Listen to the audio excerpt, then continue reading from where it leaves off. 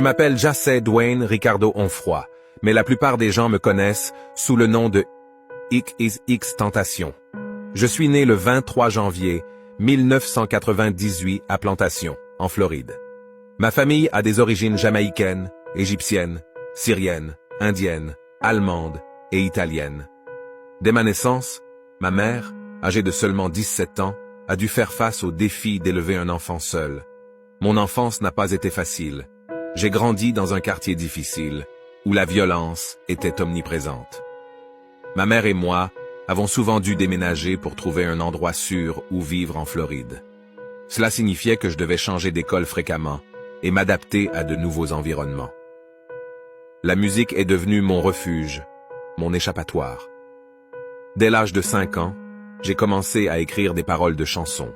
C'était ma façon de m'exprimer et de faire face à mes émotions.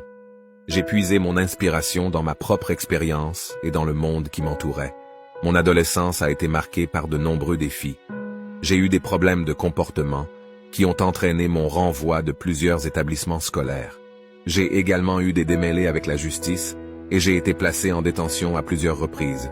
Ces expériences ont profondément influencé ma vie et ont contribué à forger ma vision du monde. Malgré les difficultés auxquelles j'ai été confronté, j'ai poursuivi ma passion pour la musique. J'ai commencé à enregistrer et à publier mes chansons en ligne, ce qui m'a permis de me construire une petite base de fans. Ma musique était le reflet de ma réalité et abordait des sujets tels que la violence, la dépression et l'anxiété, ce qui a attiré l'attention d'un public de plus en plus large. Avec mon succès musical, j'ai connu des critiques mitigées. Certains ont jugé mes paroles sombres et ont critiqué mon style musical, tandis que d'autres ont apprécié mon honnêteté brute et ma capacité à exprimer mes émotions à travers ma musique. Malgré ma réussite professionnelle, j'ai continué à lutter contre mes propres démons. La dépression, l'anxiété et les traumatismes de mon passé étaient des combats constants dans ma vie.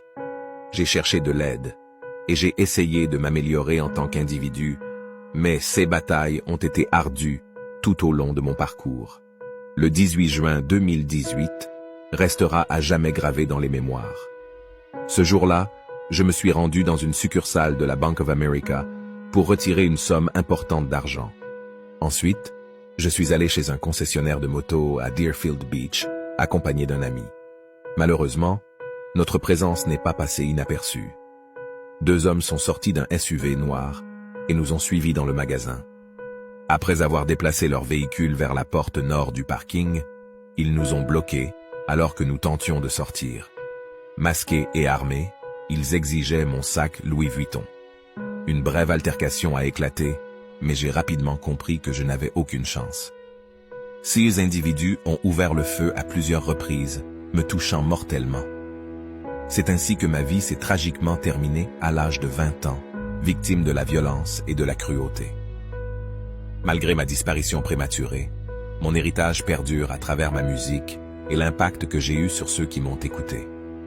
Même si je ne suis plus présent physiquement, mon message de sincérité et de guérison continue de résonner, offrant une lueur d'espoir à ceux qui en ont besoin.